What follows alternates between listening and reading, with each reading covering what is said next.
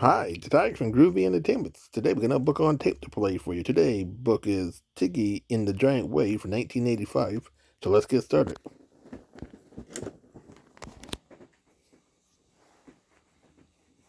When you hear this, turn the page.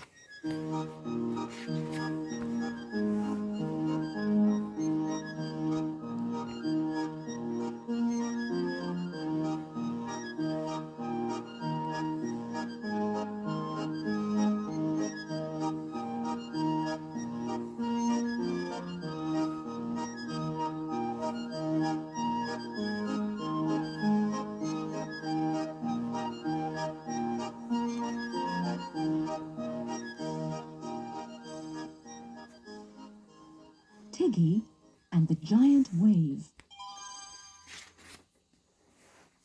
Tiggy was helping Mommy make strawberry jam when Daddy put his head around the door. "I've got news for you," he cried. "Uncle Pintog has asked us to spend Saturday with him." Tiggy knew that Uncle Pintog had once been a sailor and that he lived at the seashore. Tiggy had never been to the seashore.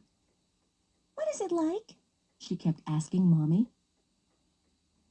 When Saturday came at last, Mommy gave her a surprise present, a brand new pail and shovel. "Can Teddy come to the shore with us?" Tiggy asked as they were leaving.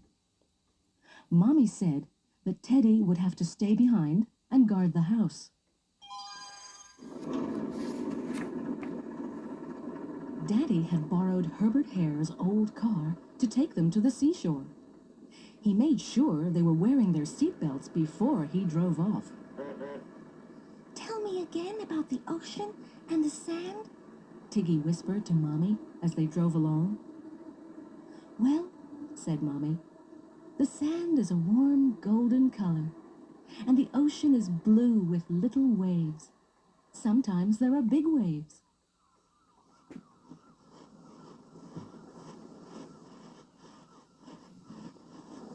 It didn't seem very long before they were at the seashore. Standing there was Uncle Pintog, in a funny kind of shirt with stripes and a sea captain's cap waving to them. "We mustn't waste a minute," he shouted in a jolly voice. "Let's go straight to the beach for a picnic." Tiggy loved the warm golden sand, and soon Uncle Pintog was helping her build a big sand castle. "Oh, the seashore is fun!" she cried. "I could stay here forever and ever." "It's fun splashing about in the ocean, too," said jolly Uncle Pintog. "Come on, Tiggy, what do you say? We'll go down to the water together." "You go with Uncle Pintog," said Daddy in a sleepy kind of voice. "He'll take care of you."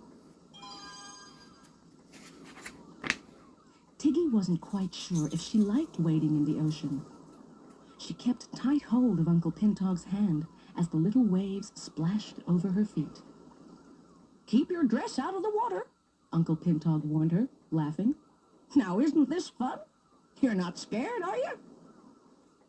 Then, all at once, a wave much bigger than the others came rushing towards Tiggy.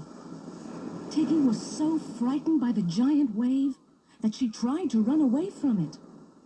The giant wave was too quick for her. It knocked her over, and Tiggy began to cry. Poor Tiggy. She could not stop crying, not even when Mommy told her that Uncle Pintog and Daddy had gone to find a big surprise for her. "I hate the ocean," Tiggy sobbed as Mommy rubbed her dry. "My dress is all wet, and I want to go home and see Teddy."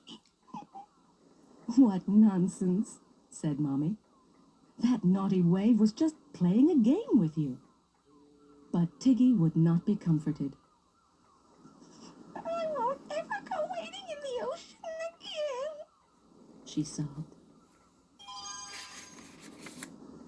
While the warm sun was drying Tiggy's dress, she saw Daddy and Uncle Pintog coming towards them carrying something big and brightly colored. What is it? Tiggy asked. What can it be? I've never seen anything like it before. It's Uncle Pintog's surprise, said Mommy. Now then, Tiggy, cried Uncle Pintog in his loud sailor's voice. I've brought you your own wading pool. Come on, help us fill it. But Tiggy would only watch while Uncle Pintog, his little friends, and Daddy began pouring water into the pool.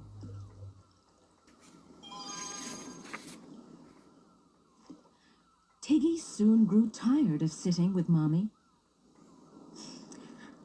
I think I will help, she said at last. Mommy smiled as Tiggy picked up her new pail and ran down to the water's edge. That's my brave girl, said Daddy. With your help, we will soon fill the pool. It wasn't long before Tiggy and Mommy were standing in Uncle Pintog's beautiful little pool. This is fun, Tiggy laughed. And there are no giant waves to chase me. Your uncle is full of surprises, said Mommy.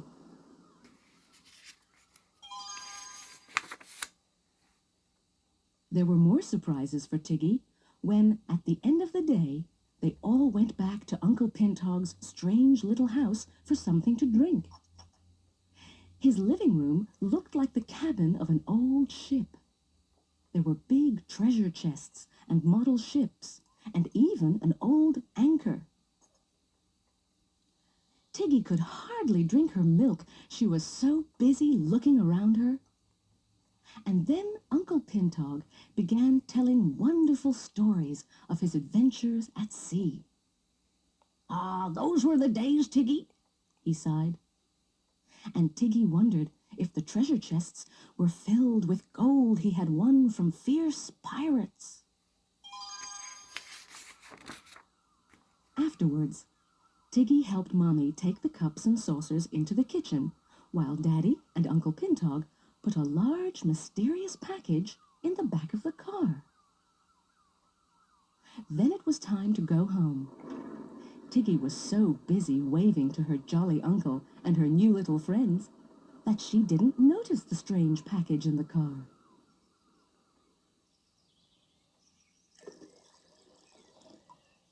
What a surprise the next day when Tiggy found Uncle Pintog's wading pool in the garden. Uncle Pintog wanted you to have it, said Daddy. I brought it back in the car. I wonder if Teddy will like wading, said Tiggy. It's not as good as the real ocean, but Uncle Pintog couldn't send us the real waves and the real sand, could he? Daddy shook his head. Perhaps Teddy will soon see the ocean for himself, he smiled. And after all, Tiggy didn't have long to wait to show Teddy the ocean. For the very next Saturday, they were all back with Uncle Pintog. He seemed jollier than ever, and soon he insisted Tiggy and Teddy join him in the water. You hold Teddy tightly, he told Tiggy, and I'll hold you tightly. Tiggy laughed. Then, if that giant wave does come along, we'll be ready for it.